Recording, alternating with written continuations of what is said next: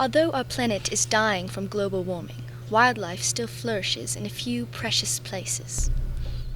Nestled in the mountainous landscapes of western Massachusetts, a group of teenagers congregate in colonies thousands strong. With an average lifespan of around 4 to 7 years, teenagers have evolved over centuries in order to adapt to their natural habitat. They come here to battle for territory, search for mates, and learn from their elders. In this episode, we will study these strange creatures and observe their fascinating lifestyles. This youngster here is what we scientifically call a freshman. The freshman will spend a full year getting used to their new home while simultaneously learning that he isn't as cool as he thought he was in middle school. As we can see now, the youngster is being approached by 2 older teenagers as they ask him for his lunch. Soon the conversation begins to get heated, and in a desperate attempt, the freshman tries to flee. They catch him. With no food for the rest of the day, this freshman accepts the defeat and knows that there will be a long, hard winter ahead of him. On the opposite side of the building, we now observe one of the elders. But wait, something has caught his attention. A female. The teenager slowly approaches and tries to get her attention. Finally, he succeeds. He seems to be struggling now and offers her a block of metal. Unfortunately, his offer is instantly rejected. Now we observe another high schooler who is out in the hallways wandering about. Little does she know the hallway monitor is in close proximity. Hallway monitors are the predators of our modern-day teenagers. Getting caught without a hall pass could lead to the detrimental consequences for these teenagers and would raise their chances of falling prey to the biggest wildlife zoo of all: detention.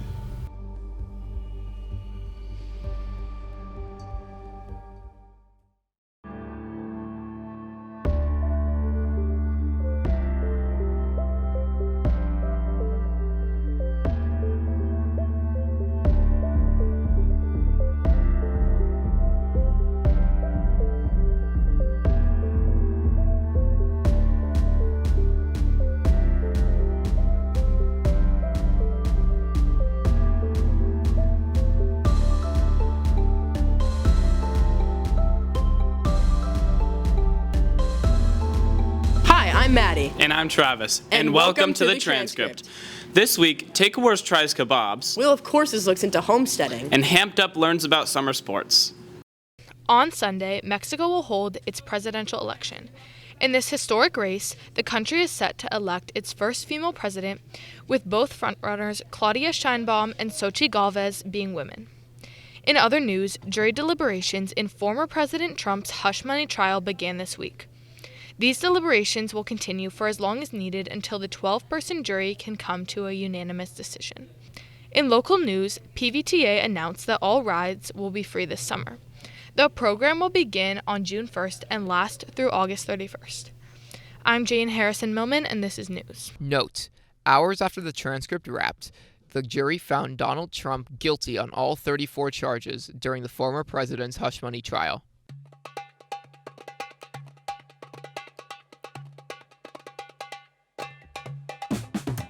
Welcome back to Take Awards. This week, we ordered chicken kebabs from Amanu's Cafe, Philo's Greek Tavern, and Pita Pocket, all in downtown Northampton. All restaurants have been serving happy customers and making enjoyable dishes. Pita Pocket opened in 2016, while Philo's Greek Tavern opened in 2013, 3 years earlier.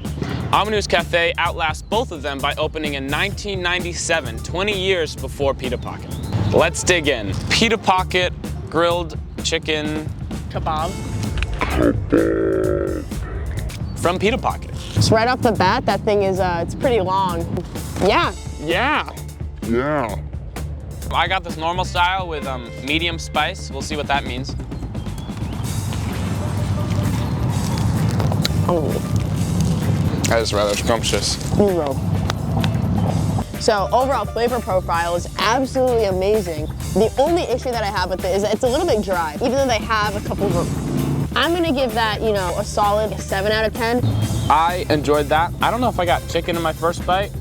I agree, flavor profile off the charts. I thought it tasted great. I love the seasoning and all the sauces that they put in there. I'm gonna give that an 8 out of 10. Now we are on an Amanu's Cafe. Mind if I take first bite? Go right ahead, my guy. It's awfully cold, but that makes sense. You seem pretty fond of that. This one's yellow. Okay, all right, you big greedy boy. All right, let me take that, all right. I'm getting some different flavors from that one. Definitely more chicken in that one. I'm gonna go with a 6.5 out of 10 on that one. Wow. That's that's quite a step down from our last one. Yeah, I really enjoyed the more flavors in that one. That one kind of just chicken and sauce. I'm gonna go with a 6 out of 10 as well on this one. I see it as, kind of a similar level as the last one. So let's check out Philo's now. I'll grab the forks. Oh. The utensils. Ooh. It's not wrapped this time. They gave us a salad and some pita bread. Here's what is in the Philo's Greek Tavern chicken kebab. Sure, I think this is probably the best consistency chicken that I've had. Very shredded, very tender, very juicy as well. Pita bread's crispy. Kind of dry, kind of cold. Damn! It's very dry. It's very dry to eat, even with all the delicious fillings in here. I'm gonna go with like a 4 out of 10 on that. That was the only chicken kebab that gave us rice. Came with pita and an extra salad. So this is an 8.5 out of 10.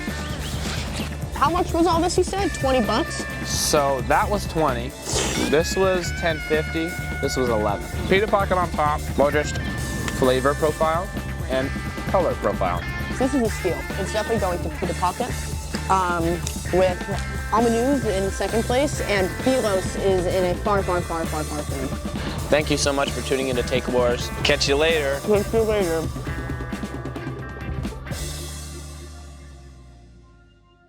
Welcome back to Wheel of Courses, where we take a look into different electives and talk to the teachers and students who have taken the class. Today we'll be looking into homesteading and learn more about the workload and what the class offers. The homesteading class is a home ec class kind of turned on its head. We do a lot more like traditional skills type things. We still do sewing and there's some cooking and that kind of stuff. But we've been able to pull it into more of a sustainability and self-sufficiency. We've had 2 mandatory projects where we had to make an apron and a bag, and then after that you could do any sewing project you really wanted. I'm working on a shirt right now. We did some foraging. We helped the Fish and Game people stock the Mill River with some trout that we ended up catching later on. We've done some gardening, and we've made root beer. We've also picked a lot of different flowers and things like that we're going to be using later on to make jellies and jams, which we're going to be doing next week. So everything is still kind of similar to a home ec class, but a lot more of right from the source where we get the materials to make our stuff. We're not going to the store, we're going outside and doing that kind of thing. No one knows how to do any of this stuff anymore. It's kind of like that lost knowledge that your grandparents or your great-grandparents might have had, and it really hasn't been passed down. So almost everything that I've decided to use in the curriculum, no one in the class really knows much about, or maybe sometimes no one in the class knows anything about. So everything that we've done so far has been a learning experience on a really neat new level for a lot of kids. My favorite part of homesteading is probably the fact that it's all hands-on and it's all your own work. So Melnick can he encourages us to stay on task, but if you're not doing your work, it's fully not going to get done. You can't really collaborate with people, so it's you're doing it, and then once you finish, I always feel really proud when I'm finished because I did it all myself. It's really cool that I just was able to do that by myself. When it comes to difficulty or how rigorous or how hard the class is, I would say it's going to be definitely on the easier side, but you're going to learn a lot. So just because what you've learned how to do isn't particularly difficult, we're not doing calculus down here. We're learning what flowers you can pick to make foods or teas or things out of. So my philosophy is it's not hard to do, you just don't know how to do it yet. Thanks for watching, and if you have any questions on the class, be sure to ask Mr. Melnick in room G18. Y'all ready for this? Welcome to Hamped Up. As school comes to an end, students turn to other ways of staying active, such as club sports, camps, and other fun activities. This week, we took to the halls to see how student and faculty stay active this summer. Mr. Jones, do you do any summer sports? Yeah, I ride my bike and I swim everywhere. Do you do anything else to stay active in the summer? Crossword puzzles and coffee. I don't do summer sports. Do anything to stay active during the summer? Yeah, I swim. Do you do anything else? I run and jump and skip and hop through frolicking folly forests and bask in the sunlight. You do any sports during the summer? Am I playing any sports? Yeah. What sports do you play? Baseball. For what team? American Legion, Northampton. You do anything else to stay active during the summer? Yeah. What do you do? I work out a little bit. In the summer, no. Do you do anything else to stay active? I do. What do you do? Scuba diving, paragliding, skydiving, yeah. Do you play any sports during the summer? I play basketball. Do you play for a rec team or a club team? For club. And sometimes me and my friends hold hands and skip in a meadow and catch butterflies. So that's a good time. Do you play any summer sports? Yes. What sports do you play? Soccer and basketball. What teams do you play for? Well, I do a summer soccer league for Northampton, and then I just do like basketball. Do you do anything else to stay active during the summer? I run. I hate it, but I do it to stay fit. Do you do any sports in the summer? I do. I play rugby and softball. Club team or rec team? Club. What club do you play for? The Hartford Roses for rugby. Do you do anything else to stay active during the summer? Run around with my kids and go to Six Flags. Thanks for watching. Be sure to check out the school's daily bulletin for more opportunities. See you next week.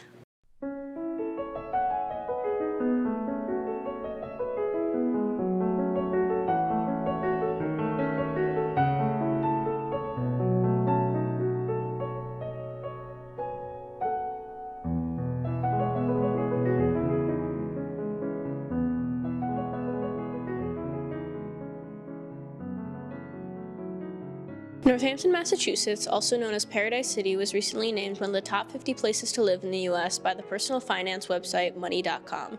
Today we spoke with residents of the city to find out what makes Northampton such an appealing place to live. It's a unique place for many reasons. I've always thought of it as the Connecticut River is like the new Seine. I love Northampton. The schools were great.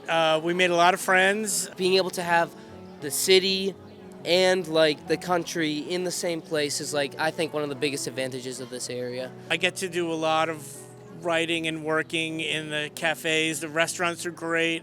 It's like you're downtown. It's like you're in a city and you drive 5 minutes away and there's cows. You can walk into Northampton. You have all these like great places like this market here. There's good food. There's good like entertainment. You have the Calvin Theater. Everyone's accepted here. Everyone's really friendly. I think it's done a lot of good for me. I think that it's a really good place to come home to, and I think it just has helped me be accepting, and like it's just such a community-oriented area. So I think that's really helped, and like kind of have that mindset going out of Northampton. But I could definitely see myself wanting to come back here, especially when I'm older, not living in like so much of like bustling and like, you know, all the noise and everything, and still being able to have something like this and having the space you need and the nature, and you know, it's just a beautiful area. We moved downtown in an apartment over a restaurant, and it was very similar to what I grew up in New York.